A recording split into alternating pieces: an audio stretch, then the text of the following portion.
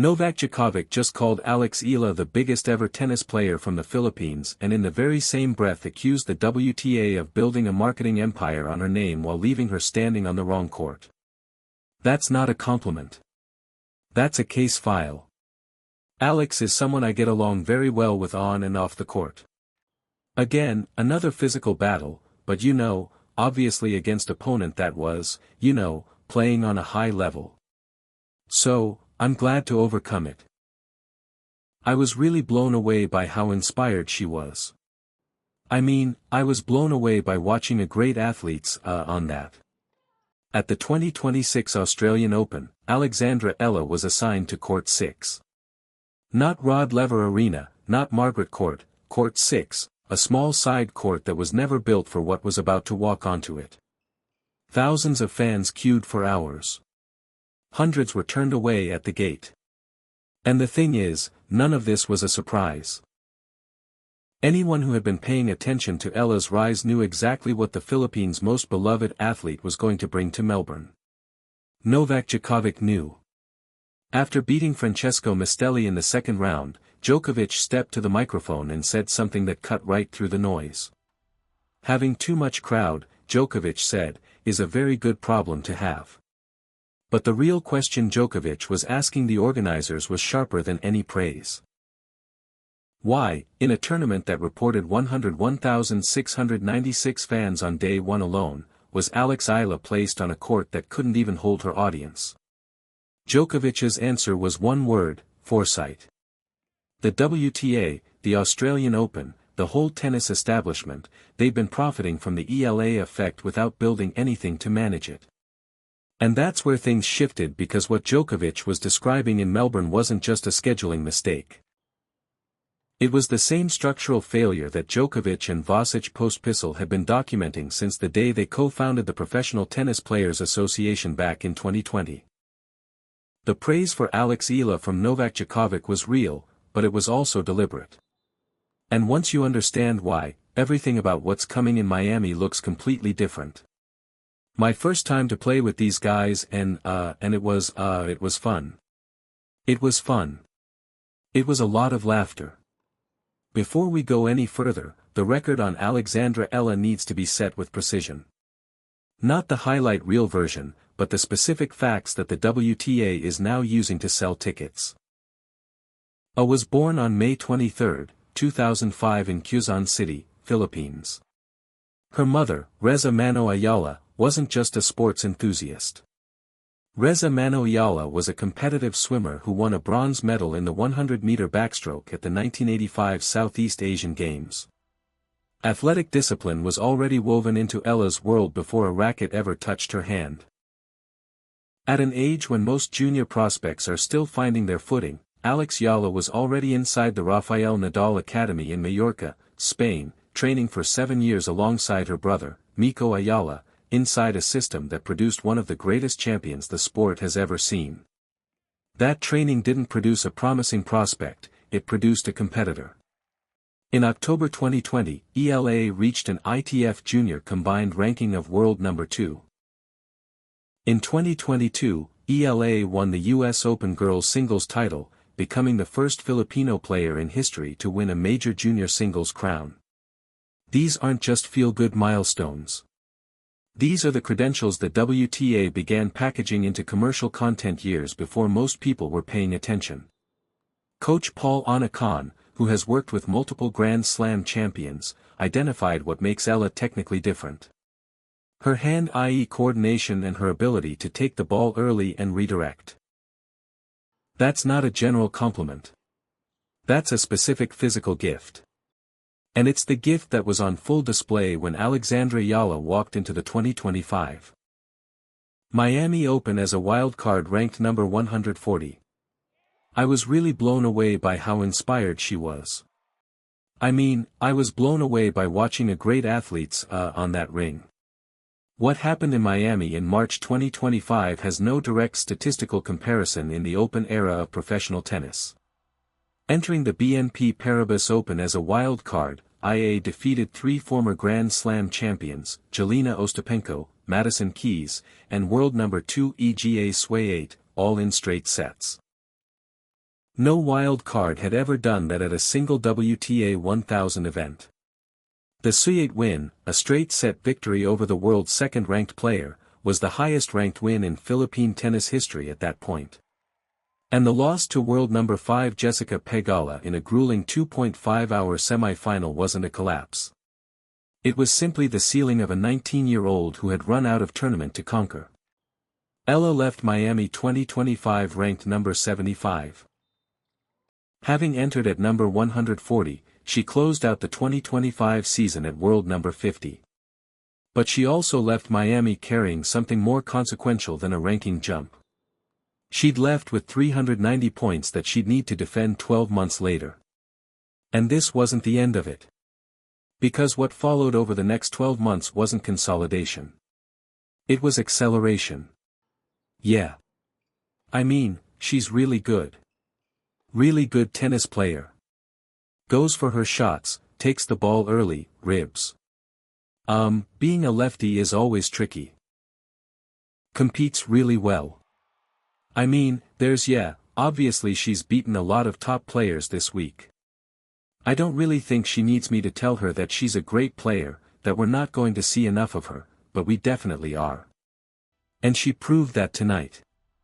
I mean, that was really tough. By February 23, 2026, Alexandra Eala had reached a career-high ranking of world number 31, the result of a quarter-final run at the Dubai Duty-Free Tennis Championships, a day 10,000 event that included a win over world number 8 Jasmine Paolini. She'd started the 2026 season ranked number 53. In fewer than 8 weeks, she was at number 31. The tennis establishment's response wasn't competitive. It was commercial. The Indian Wells tournament reported that a day in the life video on Eala pulled 94,000 YouTube views, by far the most watched content the BNP Paribas Open produced in 2026. Her press conference at the Australian Open drew 58,000 views, making it the second most watched press conference of the entire tournament behind only Novak Djokovic's pre-tournament session and well ahead of Carlos Alcaraz, Yannick Sinner, and Aryna Sabalenka. Philippe Dor, an executive at the BNP Paribas Open, didn't try to hide the commercial logic.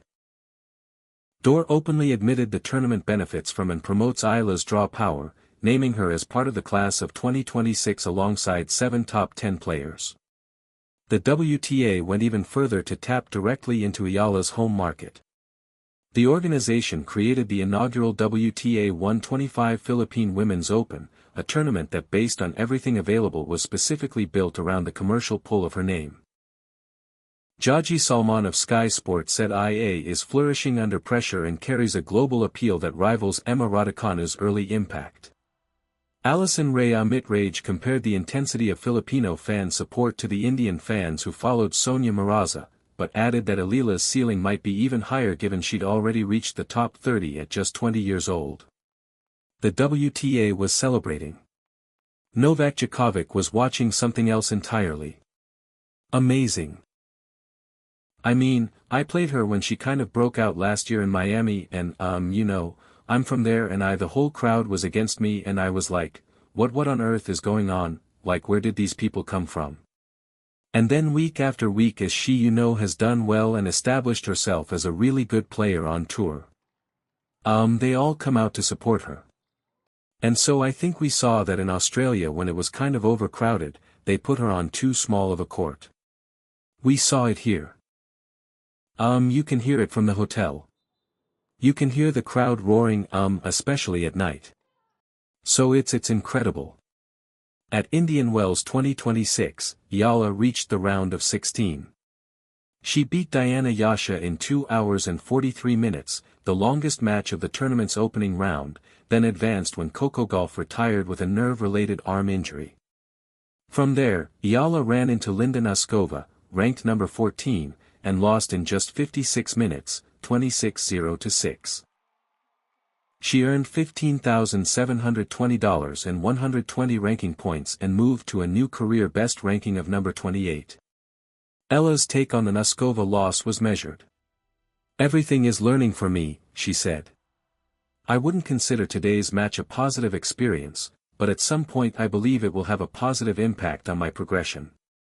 Djokovic had his own round of 16 exit to process after getting through Alexandra Eala in 3 sets.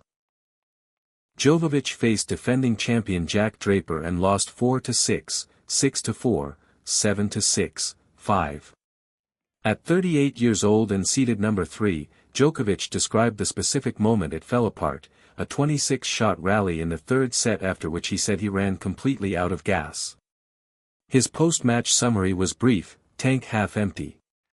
He called it a bitter feeling. That's not the language of a champion making excuses.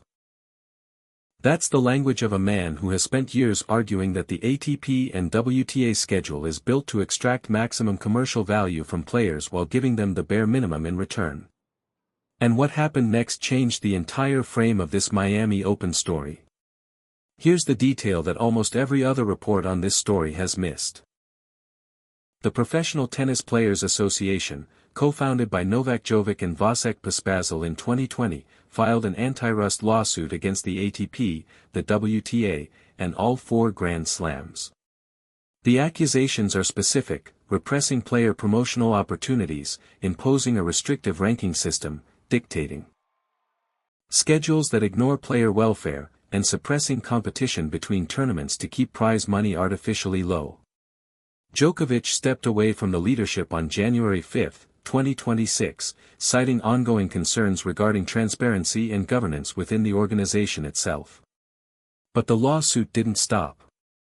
And in March 2026, it reached a critical point. Tennis Australia settled with the TPPA.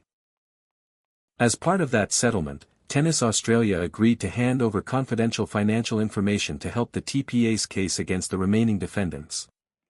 And those remaining defendants include the WTA and the organizers of the Miami Open. That's the context Djokovic's praise of Eala belongs in. When Djokovic called Alexandra Eala the biggest ever tennis player from the Philippines and pointed to the Court 6 chaos as an organizational failure, he wasn't just giving a compliment at a press conference. Djokovic was highlighting the exact commercial machine the WTA has built around Eala. 94,000 YouTube views, 58,000 press conference views, an entirely new tournament built in her name as evidence of the very disparity the BTPA lawsuit exists to expose. The WTA is promoting Eala like she's a global icon. The lawsuit is now demanding the financial records that will show exactly what Eala and players like her actually received in return. Alexandra Eala arrives in Miami as the number 32 seed with a first-round bye and a draw that should carry her through to at least the 3rd round. But she walks in carrying 390 ranking points to defend. The exact points she earned from that 2025 semi-final run failed to match that run, and Eala slides from number 28 to somewhere around number 50 to 55. Eala has tried to take the pressure off publicly. "It doesn't matter if I win the tournament in Miami or if I lose in the first round," she said. "I know I'm here and I'm here to stay, but the numbers from Indian Wells tell a specific story she'll need to answer." Against Linda Noskova, Eala won only 36% of her first serve points. Her 2026 season totals show 39 double faults against just 10 aces. Her service games won percentage sits at 63.7%, a number that top 15 opponents will find in target. Djokovic in his Indian Wells press conference defined what he calls tennis IQ as the ability to adapt, having not just a plan A, but a plan C, D, E, F. When things go sideways, Eala has shown that kind of intelligence in earlier rounds. The real question is whether she can call on it against the players who exposed her at Indian Wells. As for Djokovic himself, his Miami participation was listed as expected, but still unconfirmed as of mid-March 2026. He's already banked $1,435,985 in prize money this season with a 72 singles record. But the post-Indian Wells stretch has been about managing his body after what he described as an exhausting desert swing. His name is on the entry list. Whether his legs are ready is another matter. What isn't uncertain is this. The Tennis Australia settlement has handed the PTPA a legal road map that leads straight to the WTA and the Miami Open's financial records. The discovery process is now underway and it's designed to put a number on exactly how much tournaments earn from the ELA effect compared to what the players driving that effect actually walk away with. The WTA calls Alex Eala a trailblazer. WTA official Alex Pryor says Eala's rise is inspiring a spark of tennis across Southeast Asia. The BNP Paribas Open put her in the class of 2026. Sky Sports compared her to Raducanu and Mirza. A single YouTube video about her day at Indian Wells drew 94,000 views. And yet, when the Australian Open put the Philippines' most commercially valuable player on court 6, hundreds of her fans were turned away at the gate. Novak Djokovic didn't need to raise his voice to make that point land. He just named the contradiction out loud while the PTPA's lawyers were quietly building the case that will force the governing bodies to answer for it. The Miami Open starts March 17, 2026. Alex Eala is in Florida. The draw is coming. The 390 points are on the line. The lawsuit is moving. The financial records are being requested. Win or lose in Miami. The dispromotional machine keeps running. But the one question no press conference, no ranking update, and no sponsored feature video has been able to answer. And that the lawsuit is now directly designed to force into the Open is a simple one. When the commercial value of Alex's name is finally put in front of a judge and assigned a number, will that number match what the WTA has been telling the world her career is worth?